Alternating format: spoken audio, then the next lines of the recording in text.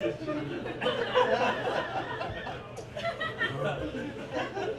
have a dad. He was an athlete, got old, so now he's an old man athlete. Strict to the bowling alleys and the golf courses. He's an amazing bowler. Donnie Simmons. Oh, he's great. My father has a 300 game. That is impressive. He got a ring that says 300. He got a jacket that says Donnie 300. So if he walks into a room, people couldn't look at him and be like, that man accomplished his dreams. It's amazing to get a 300 game because you got to get 13 strikes in a row. All right, by that 12th strike, everyone's looking at you. The whole bowling alley's breathing down your neck, seeing if you're going to choke.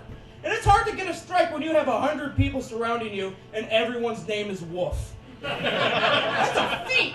I mean, if you go into a bowling alley, it's full of wolves. I walked into a bowling alley in Detroit, Michigan and said, "Ow! What's the business, Wolf?"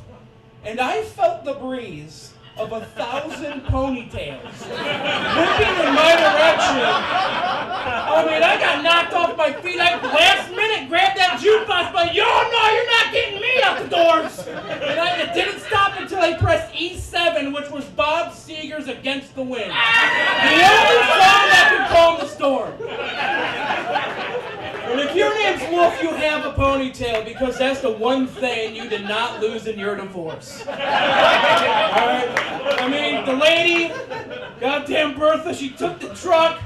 God knows when you'll see the kids again, so what are you going to do, Wolf? You're going to buy a base, throw it out, and heal the wounds, brother. That's all you can do. I was raised religious. I went to church 3 times a week. Got a lot of Jesus all my life. They always talked about Jesus being a carpenter, which is absolute bullshit because there's no documentation of Jesus in a Dodge Ram doing whippets at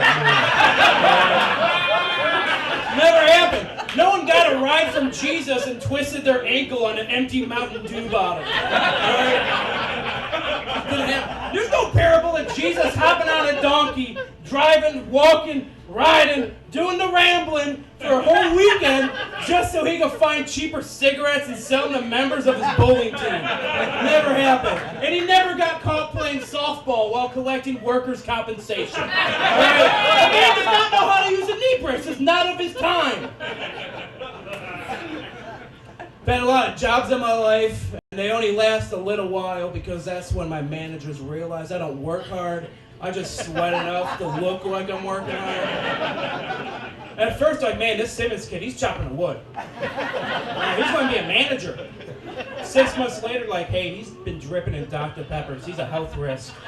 He's a sweaty guy. We got to get him out of here. I used to work at a sandwich place. I would make sandwiches, and not just that, but shakes. Multitasking. My favorite thing about working in the sandwich shop is you get to eat the food. My favorite thing to eat was the meatballs. Here's what you do. Get a piece of cheese and put that on your hand.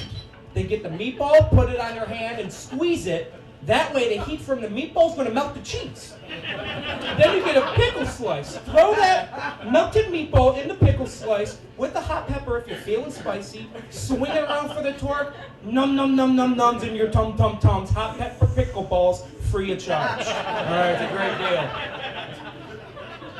One time I was making a shake, and afterwards I had a bunch of shake on my arm. I was going to save it for later, and then I had to make a sandwich, and the lady said, "You got shake on my arm." I said, "Yes, I do. Thank you."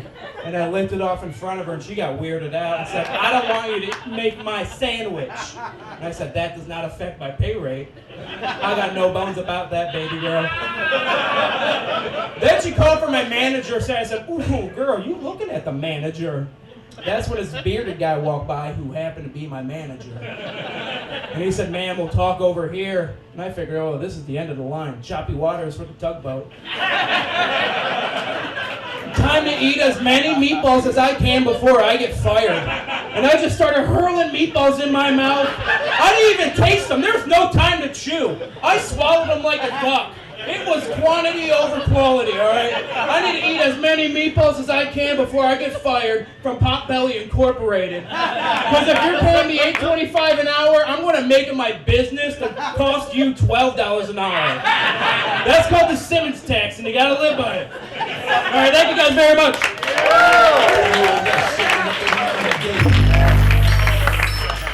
Nate Simmons! Everybody, keep it going for Nate Simmons. Oh my God, I love him.